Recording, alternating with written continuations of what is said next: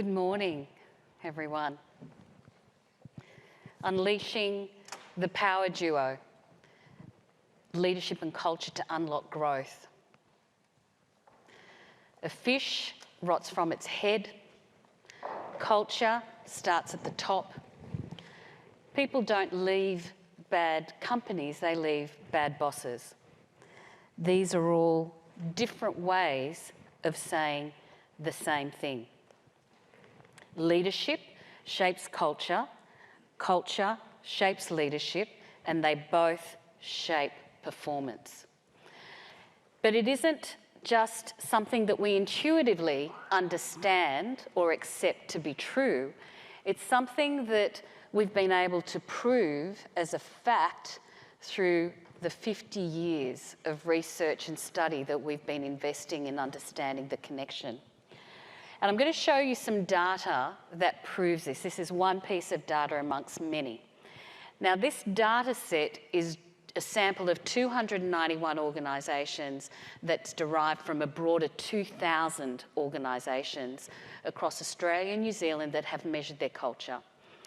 And what we did for the first data cut that I'm going to show you is we isolated from that data set the top 10% of most constructive cultures.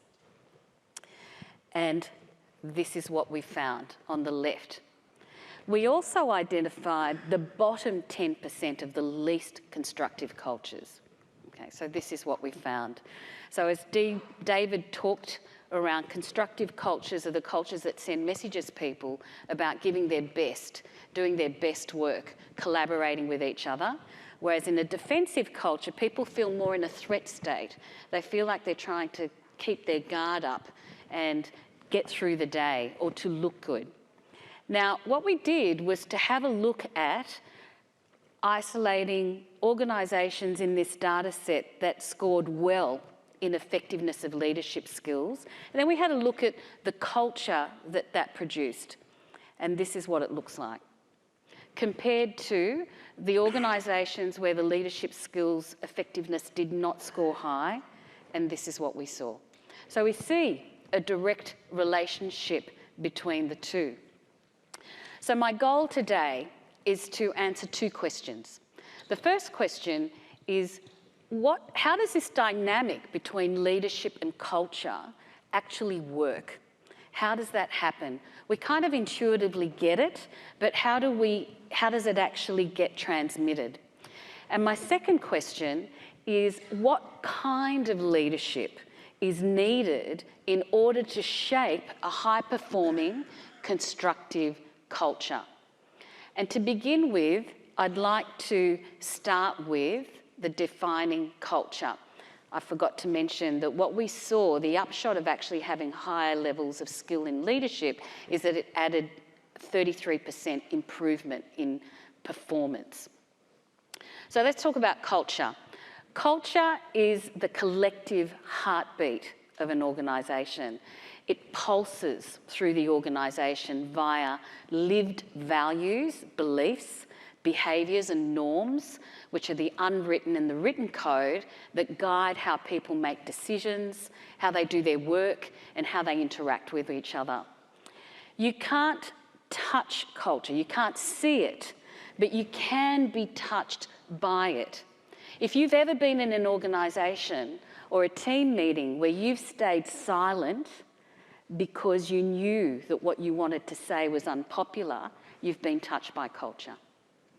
If you've ever been in an organisation where everybody in your team dropped what they were doing in order to help you, you've been touched by culture.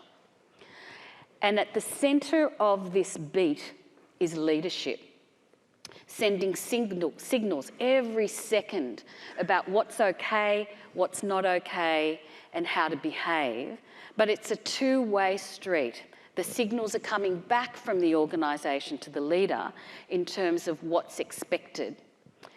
Now, I want to walk you through how we think this happens. And I want to start with the idea that unless you are a founder, most leaders inherit a culture. They get recruited into a company that has an established culture.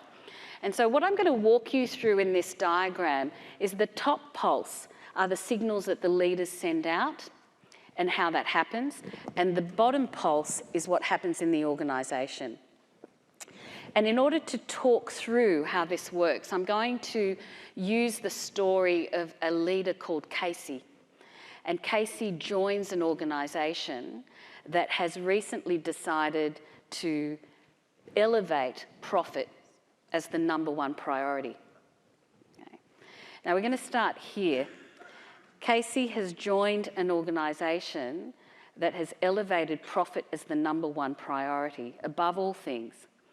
And the organisation's been very clear in expectations to leaders that they're going to have to deliver double-digit growth year on year. Okay. Now, Casey is new. They're interested in career progression. They want to rise up the ranks. And so their need is to prove themselves, to show what they can offer, because they believe that if they're able to prove themselves and to stand out, then that will lead to career progression. And so in order to do that, Casey believes that they're going to have to set an audacious goal, truly ambitious, and it's going to have to be achieved in a very short time frame. And because this is so important, because they've already sold it to the board, they've sold it to the CEO, so it's become something that they must deliver. And so it shapes their behaviour.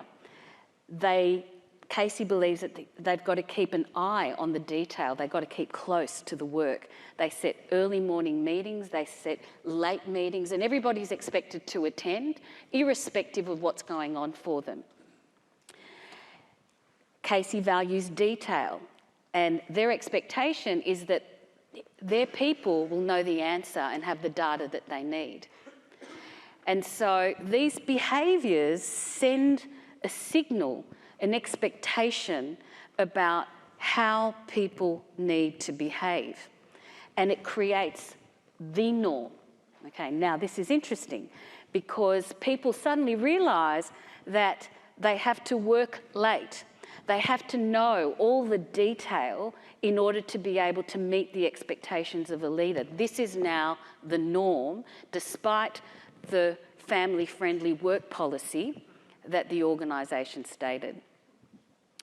And it's reinforced that in order to be rewarded, they have to conform to working long, hard hours, jumping into the detail and knowing every single aspect of the subject that's being covered. And that goes around to feeding the belief that priority is #1. Okay. And so it goes. Now, the behaviour of a leader can reinforce the culture that exists, or it can be a game changer, and it can change the trajectory of where the culture's going. So in tackling the second question, I want to talk a bit around the type of what is effective leadership and how that shapes culture. And I just want to make this point, that in order to understand effective leadership, as you hear in the stories this morning, we've got to understand that leadership is a role and not a job. It's a practice and not a title. And to understand what kind of leadership creates constructive cultures, I believe we need to understand that the purpose of the leader is to evolve the organisation and its people to unlock growth, because change is inevitable and growth is optional, as is leadership. So let me ask you this question. If you hear the word leadership, can you raise your hand if you think of leader? You can't see each other, or maybe you can, but I'm going to just say that everybody's put their hand up. No, not really. So one of the things that I want to make sure too that we understand is that a leader is an authority figure. It's not necessarily guaranteed that they're going to demonstrate leadership. And I think that one of the things that we've struggled with over decades is continue to prioritising technical expertise in promoting. people to leadership positions. And while we continue to do that, the risk is culturally that we'll be overmanaged and under-led. And so this is what we mean by leadership is optional. So in preparing for this talk, I calculated over the near 20 years that I've been working in leadership culture with Human Synergistics, and I've asked this question: what makes a leader effective? And I've worked out that I've asked 4,756 people conservatively that question. And you know what they didn't say? They didn't say that the leader implemented a great budgeting process. They didn't say that they grew market by 20%. They didn't say that they saved companies and made efficiencies. Now, it wasn't that those achievements weren't important. They are, clearly they are.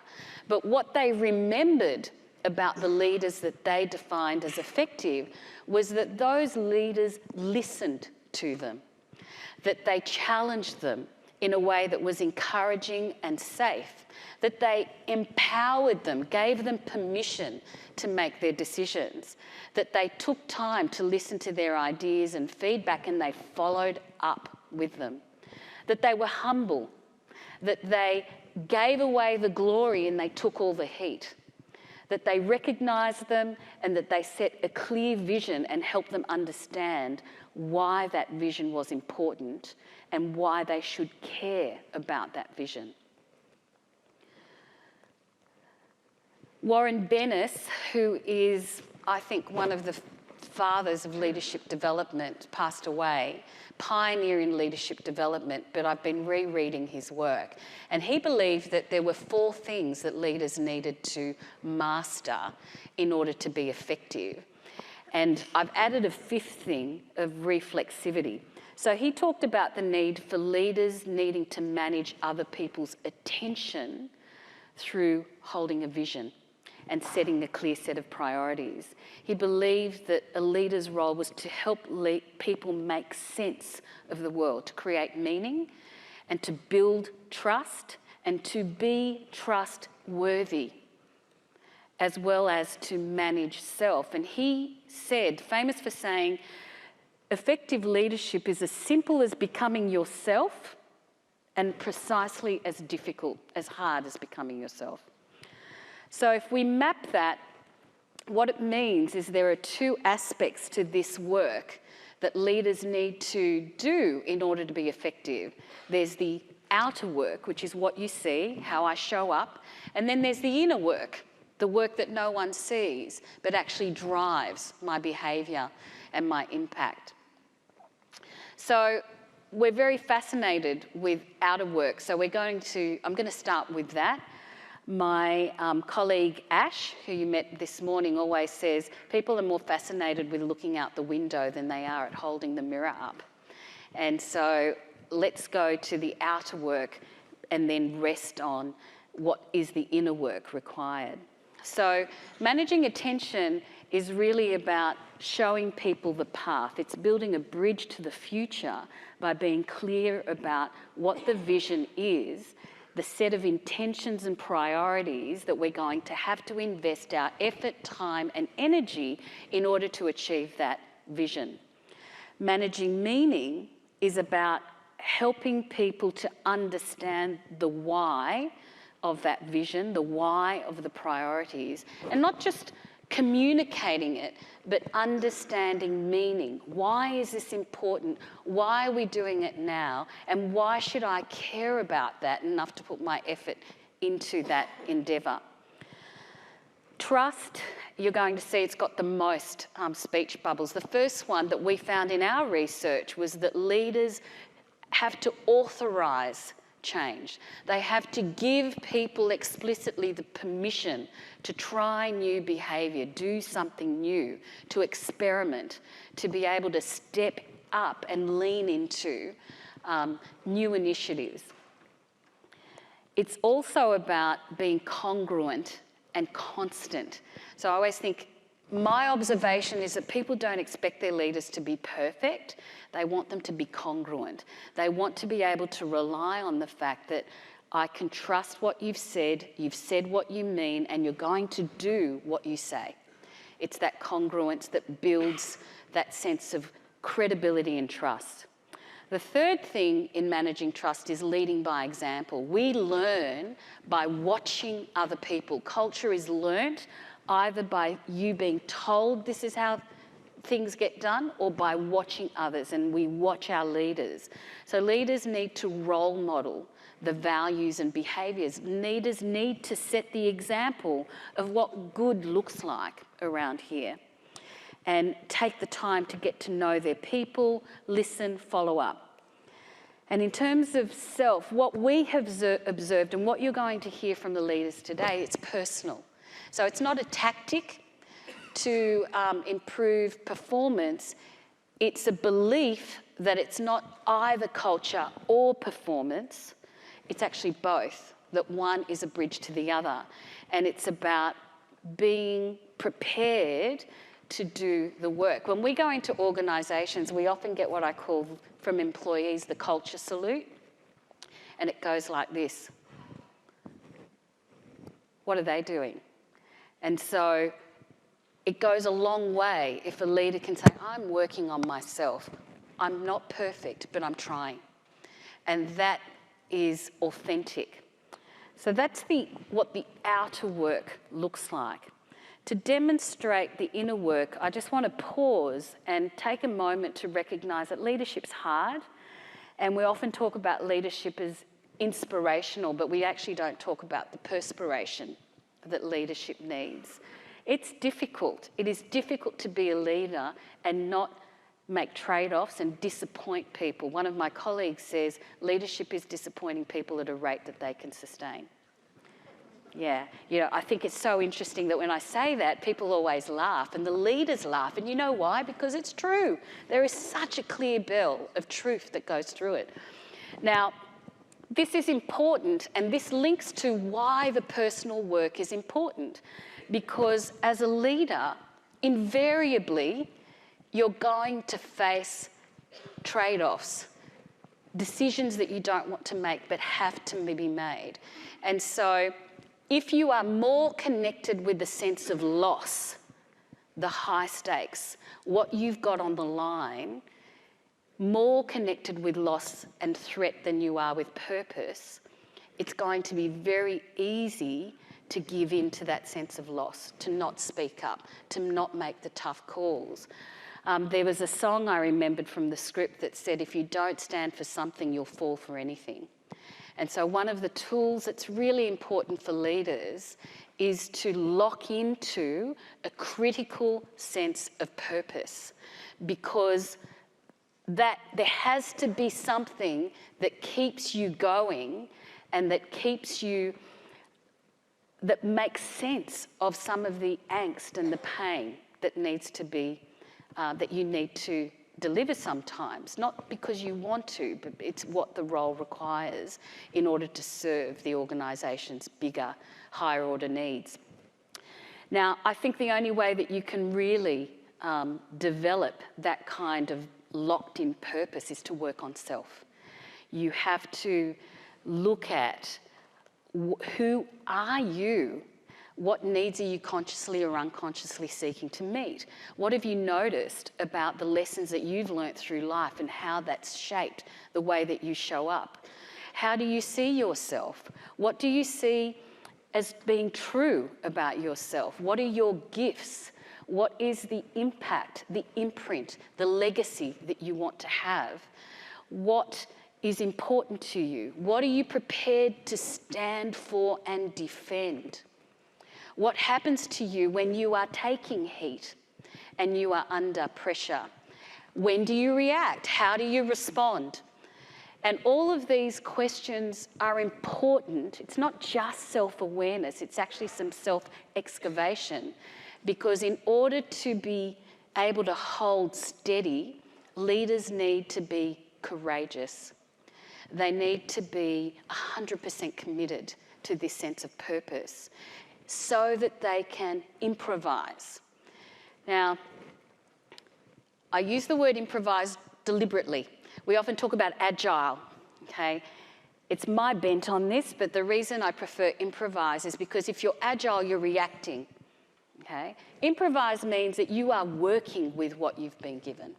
Okay? You're not passive, you're an agent in being able to work with what's there.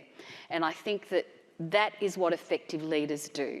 They take what they've been handed and they turn it into something that is aligned with their purpose, the organisation's purpose, that allows people to flourish rather than flounder. So the leaders that you'll hear from today do not dabble in culture. You will hear of their journey. They have committed to a sustained, ongoing journey where they do the work where they see themselves, holding the mirror up to themselves in order to be able to see how they show up, in order to be able to see their impact on others. And I want to finish, what does effective leadership look like, with a quote from Warren Bennis. In order to lead a great group, the leader need not possess all the individual skills of the group members. What she or he must have is a vision, the ability to rally others, and integrity. Such leaders also need superb curatorial coaching skills, an eye for talent, the ability to recognise correct choices, contagious optimism, a gift for bringing out the best in others, and the ability to facilitate communication, mediate conflict, a sense of fairness, and, as always, the kind of authenticity and integrity that creates trust. It's a big list, it's a big ask, but entirely possible if you actually come from the heart. Thank you.